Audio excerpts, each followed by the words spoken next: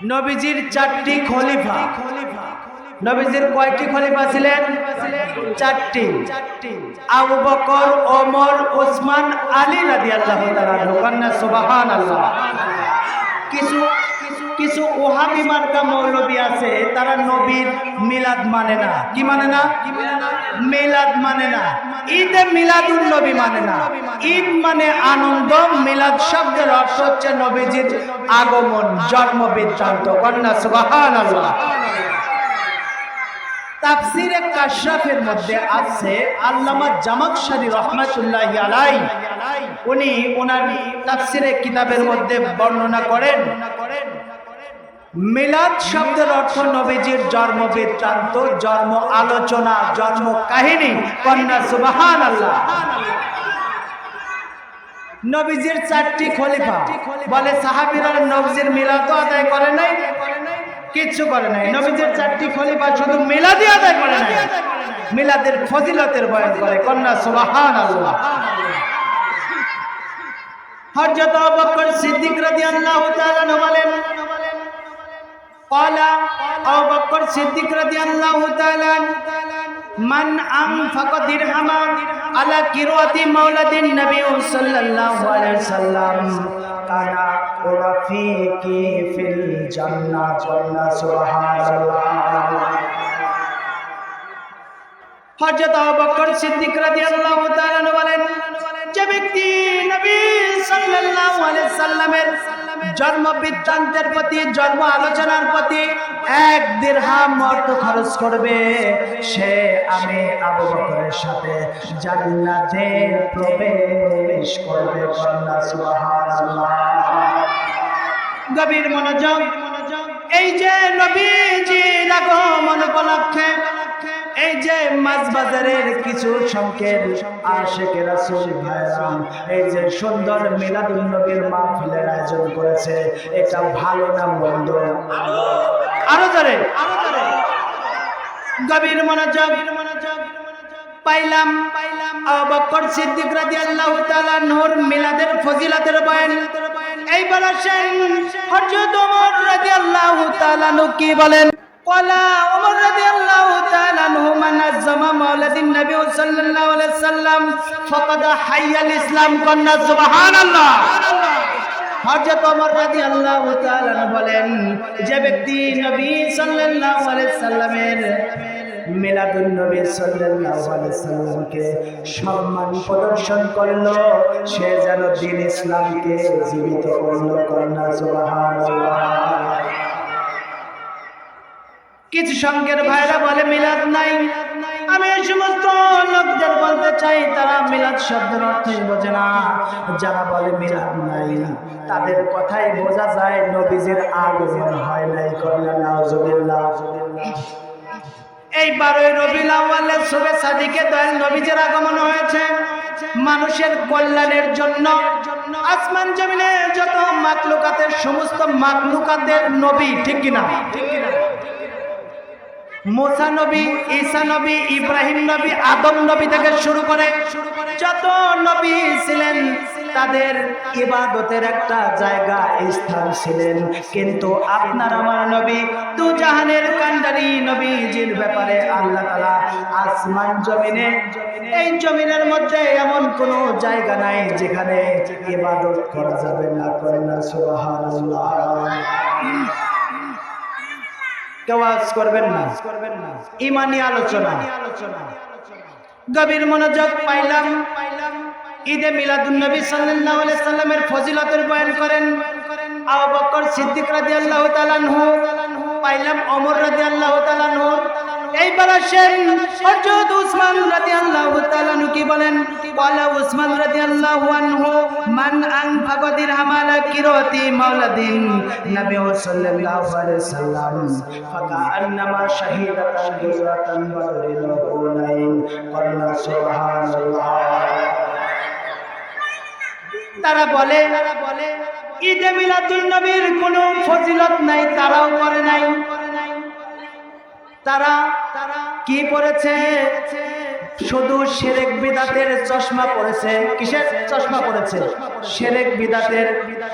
আপনি যদি আপনার চোখে যদি কালো চশমা লাগান, সারা দুনিয়া কি দেখা যাবে? এই কথা বলবেন না, কথা কিসে?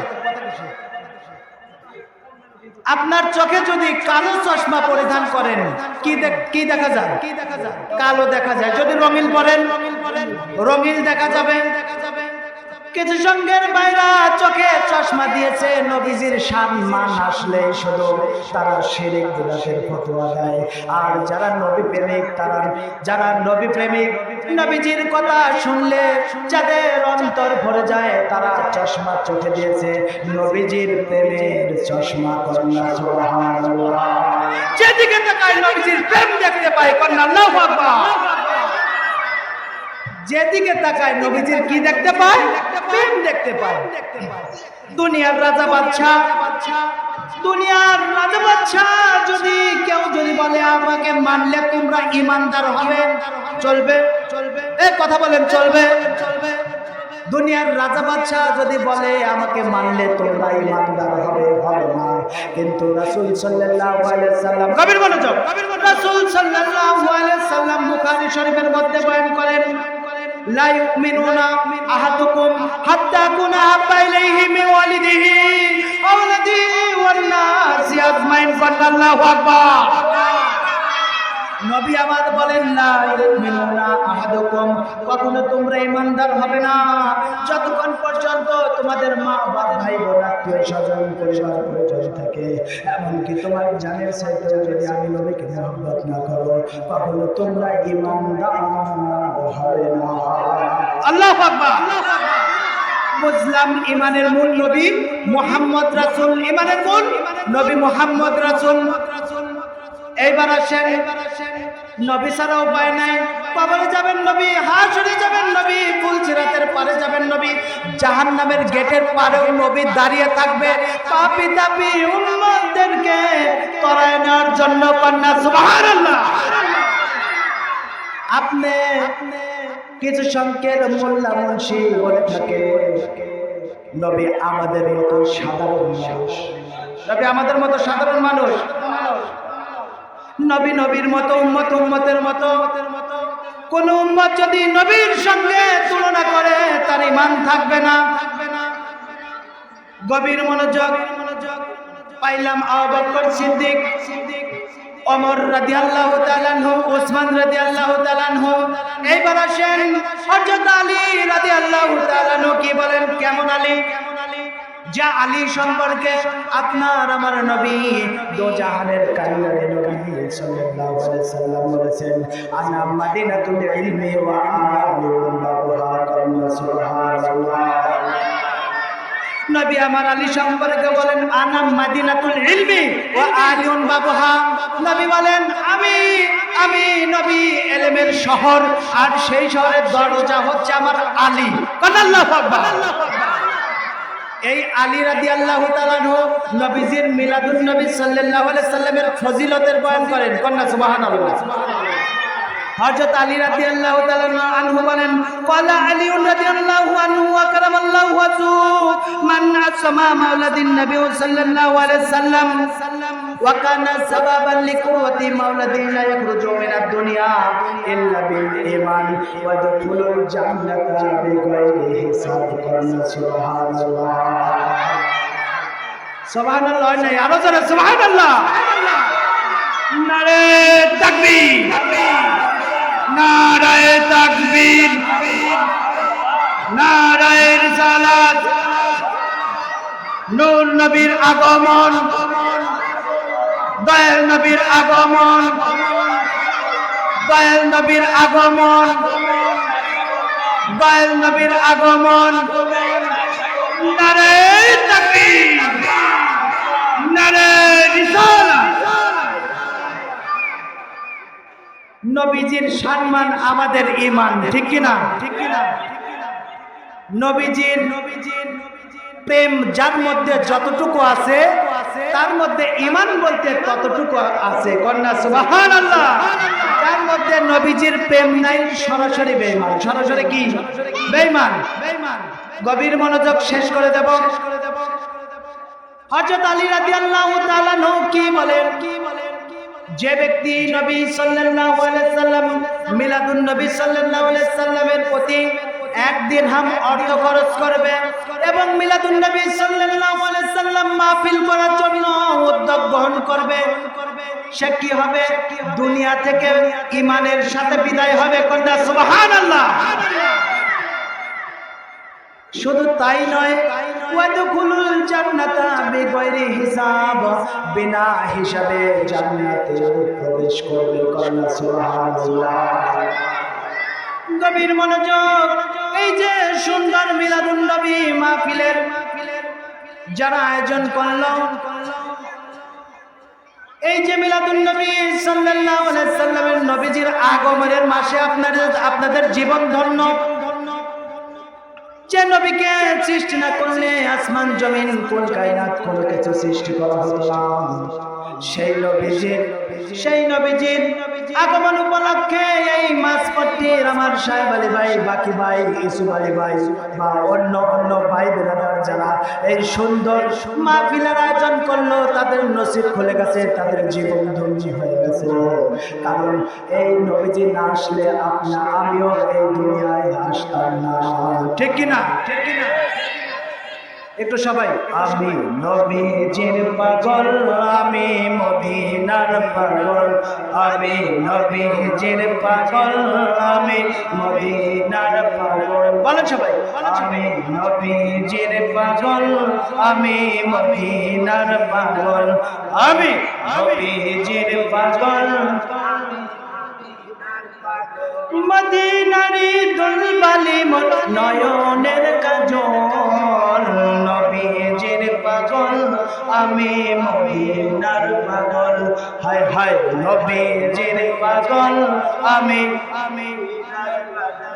আমার জিকির নবী নবী, দু চোখে মদিনার ছবি, নবীর প্রেমে দিতে রাজি জীবনের সকল, নবীজির পাগল, আমি মদিনার পাগল, নবীজির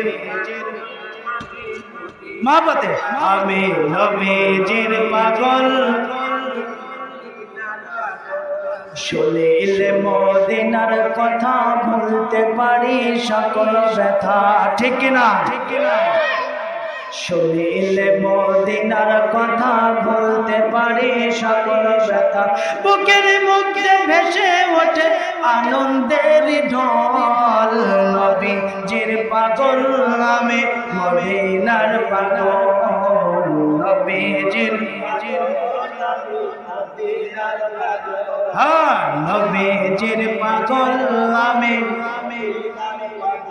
আমার সকল রোগের ঔষধ দয়াল নবীর দরুদ সালাম। সুবহানাল্লাহ পড়ি। আচ্ছা, রোগ শোকটা কি? রহমত না গজব? রোগ গজব। রোগটা কি? রোগ কিন্তু গজব। এই জন্য শায়ের বলতেছে, আমার যখন রোগের ঔষধ দয়াল নবীর দরুদ সালাম। দয়াল নবীর দরুদ সালাম হচ্ছে আমাদের জন্য শিফা স্বরূপ রহমত। কন্যা আল্লাহু আকবার।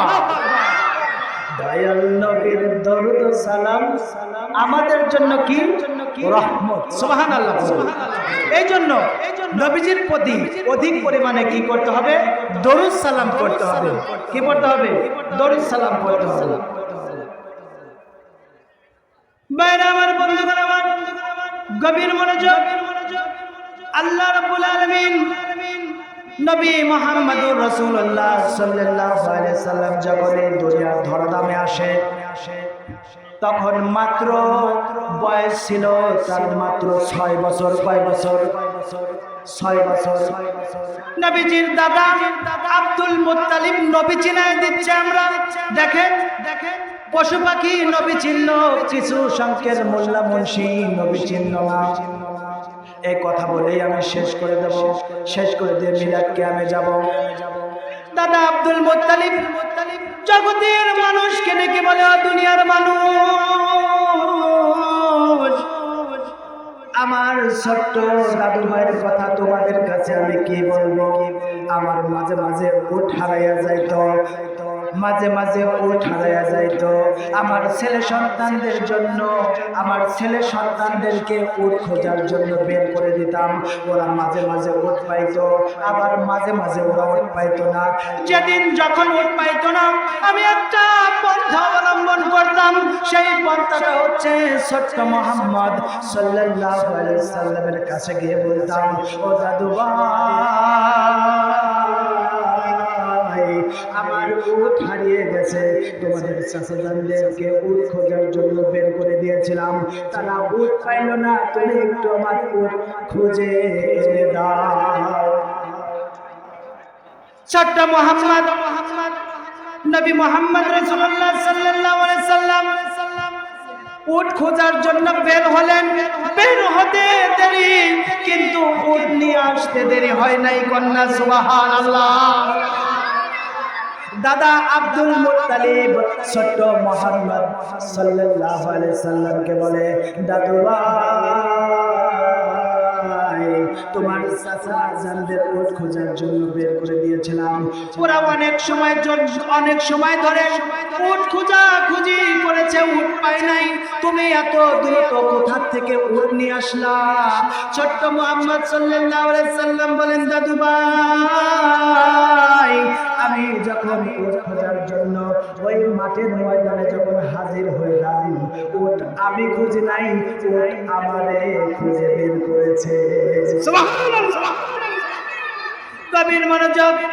এক কেমন নবী, দু জাহানের কান্ডারি নবী। দাদা আব্দুল মুত্তালিবের কথা তো শুনলেন, এইবার আসেন চাচা আবু তালিব কি বলে।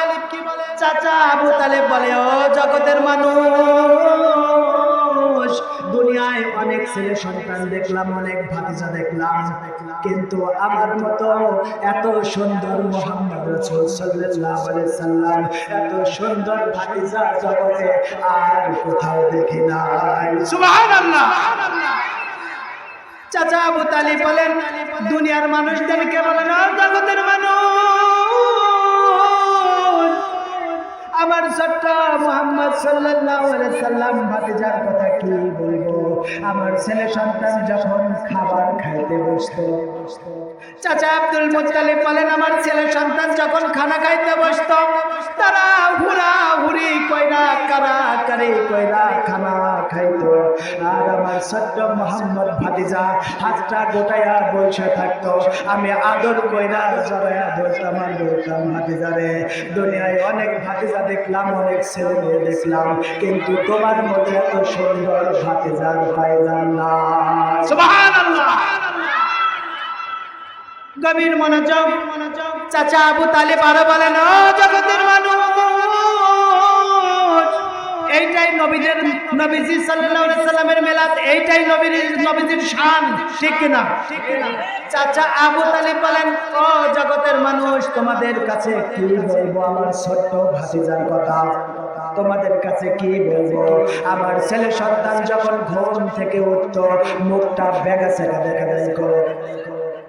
চাচা আব্দুল মুত্তালিব বলেন, আমার ছেলে সন্তান যখন ঘুম থেকে উঠতো, চোখে কাপড় লাগা থাকতো, মুখে লেবরি লাগা থাকতো, মুখটা বেগাছেগা দেখা যাইতো, কিন্তু আমার ভাতিজা যখন ঘুম থেকে উঠতো, মনে হয় মুখটা ধুয়ে ঘুম থেকে উঠেছে। কন্যা সুবহানাল্লাহ। এই নবীজির প্রেম মহব্বত আমরা ভিতরে পয়দা রাখতে চাই কি চাই না? আরো জোরে হইল না, আরো জোরে। ইমানি আলোচনা, নবীজির শানমারে যদি সারারাত আলোচনা করা যায়, পড়াবে না, শেষ করে দেব। আল্লাহ রাব্বুল আলামিন রাসূল সাল্লাল্লাহু আলাইহি সাল্লামকে 12 রবিউল আউয়ালে আমাদের কাছে রহমত স্বরূপ করে প্রেরণ করেছে। নবীজির আগমনে যারা খুশি নয়, বুঝতে হবে তাদের কি অন্তরে বেধি আছে। অন্তরে কি আছে? বেধি আছে। আল্লাহ রাব্বুল আলামিন এই বেধি সম্পর্কে সূরা বাকারার মধ্যে বলেন, খাতামাল্লাহু আলা কুলুবিহিম ওয়া আলা সামিহিম ওয়া আলা আবসারিহিম গিশাওয়াতুন ওয়া লাহুম আযাবুন আযীম। আল্লাহ পাক বলেন, হাবিব আপনি কিছু সংখ্যক মানুষদের কাছে আপনি যতই পড়ে শোনান তাদের দিল ঘামবে না, তাদের কানে পৌঁছাবে না।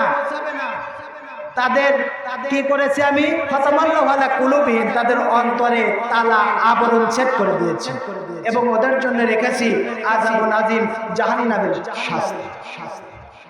আমরা মিলাদ কিয়ামে চলে যাব। আল্লাহ রাব্বুল আলামিন আমাদের যেন নবী প্রেম এবং ওলি আল্লাহর সোহবতে যেন থাকার তৌফিক দান করেন। মানুষের মধ্যে গভীর মনোযোগ, মানুষের মধ্যে চারটা জিনিস থাকতে হবে। চারটার মধ্যে একটা যদি না থাকে তার ঈমান নাই। এক নাম্বার ইবাদত, ইবাদত করতে হবে কার? আল্লাহ। দুই নাম্বার মুহাব্বত, মুহাব্বত করতে হবে নবী মুহাম্মদুর রাসূলুল্লাহ সাল্লাল্লাহু আলাইহি ওয়াসাল্লামকে। তিন নাম্বার সোহবত। এই সোহবত কাদের? আল্লাহর ওলিদের। আল্লাহর ওলিদের সোহবতে থাকতে হবে। আল্লাহ রাব্বুল আলামিন সূরা তাওবার 119 নম্বর আয়াতের মধ্যে আল্লাহ তাআলা বলে, যারা মুমিন তাদের সম্পর্কে আল্লাহ বলেন, ইয়া আইয়ুহাল্লাযীনা আমানু ইত্তাকুল্লাহ ওয়া কুনু মা'আস সাদিকিন। কন্যা সুবহানাল্লাহ। এখানে আল্লাহ মুমিনদেরকে বলেছে, মুমিনদেরকে বলেন না। যারা মুমিন বিশ্বাসী এনাদের আল্লাহ পাক বলেন, ও মুমিনেরা আমি আল্লাহকে ভয় করো আর ওয়াকুনু মা'আস সাদিকিন, আমার সাদিক আমার বন্ধুদের সোহবতে থাকো। কন্যা সুবহানাল্লাহ। চার নাম্বার মা বাবার খেদমত করতে হবে। কার খেদমত? মা বাবার খেদমত করতে হবে। আল্লাহ রাব্বুল আলামিন সূরা বনী ইসরাঈলের মধ্যে ঘোষণা করেছেন, আকাদা রাব্বুকা আল্লা তা'বুদু ইল্লা ইয়াহু ওয়া বিল ওয়ালিদাইনি ইহসানা ইম্মা ইয়াবলুগান্না ইনদাকাল ইবারা আহাদুহুমা আও কিলাহুমা ফালা তাকুল লাহুমা উফফি ওয়া লা তানহারহুমা ওয়া কুল লাহুমা কাওলান কারীমা ওয়াকফিদ লাহুমা জানাহাজ যুল্লি মিনার রাহমাতি ওয়া কুর রাব্বিরহামহুমা কামা রাব্বায়ানি সাগীরা। কন্যা সুবহানাল্লাহ। আল্লাহ পাক মা বাবার সম্পর্কে বলে যে আমার পরে, আল্লাহ বলে আমার পরেই তোমার মা বাবার ভক্তি করো, ইহসান করো, ভালোবাসো, মহব্বত করো। তোমার দ্বারা তোমার মা বাপ যেন শব্দ না পায়। আমরা অনেকেই নামাজি আছি, অনেকেই রোজাদার আছি, অনেকেই হাজী সাহেব আছি, মা বাবার সঙ্গে খারাপ ব্যবহার করি। মা বাবার সঙ্গে খারাপ ব্যবহার চলবে না। আপনি যতই নামাজ পড়েন, যতই রোজা রাখেন, গাড়ি গাড়ি ইবাদত আছে, কোনো লাভ নাই যদি মা বাবার সামনে বেয়াদবি হয়। মা বাবার সামনে বেয়াদবি হলে কোনো লাভ নাই। কারণ মা বাবা হচ্ছে ঈমানের একটি অংশ। রাসূল সাল্লাল্লাহু আলাইহি সাল্লাম ফরমান, যার মা বাবা দুনিয়ায় রইল, বেঁচে রইল, কিন্তু মা বাবা থাকা অবস্থায় গুনাহ মাফ করিয়ে নিতে পারলো না, তার মতো কপাল পোড়া আসমানের নিচে জমিনের উপরে আর একটিও নেই। আবার আল্লাহ তাআলা বলে দিচ্ছেন, রব্বিরহামহুমা কামা রাব্বায়ানি সগীরা। বান্দা তোমার মা বাবার জন্য আমার কাছে দোয়া করো। ঠিক কি না? কিছু সংখ্যার মৌলবী আছে মা বাবার জন্য দোয়াও তুলে দিছে, নাউজুবিল্লাহ, মোনাজাতি নাই, তুলে দিছে। আবার আমাদের মা বাপ বা আত্মীয় স্বজন মারা গেলে আমরা কিছু সংখ্যক লোকজন মেহমানদারি করি। অথচ বুখারী শরীফের মধ্যে বলছেন, রাসূল সাল্লাল্লাহু আলাইহি সাল্লামের কাছে এক সাহাবী আসলেন। আসার পরে রাসূল সাল্লাল্লাহু আলাইহি সাল্লামকে জিজ্ঞেস করলেন, ইয়া রাসূলুল্লাহ সাল্লাল্লাহু আলাইহি সাল্লাম, উত্তম কাজ, পৃথিবীর মধ্যে সর্বোত্তম কাজ কোনটি? রাসূল সাল্লাল্লাহু আলাইহি সাল্লাম বুখারী শরীফের মধ্যে বর্ণনা করেন, সবচেয়ে উত্তম কাজ হচ্ছে মানুষকে বেশি বেশি দেখলে সালাম দিবা এবং মানুষকে মেহমানদারি করবা, অর্থাৎ খাওয়াবা। কন্যা সুবহানাল্লাহ। তারা কি হাদিস পড়ে না? তারা কি জানে না? তারা কি জানে না? তারা জানে, জানার পরেও যে কালো চশমা পরে ঘুরে যায়। আল্লাহ তাআলা আমাদেরকে বোঝার তৌফিক দান করুন। সবাই বলে আমিন।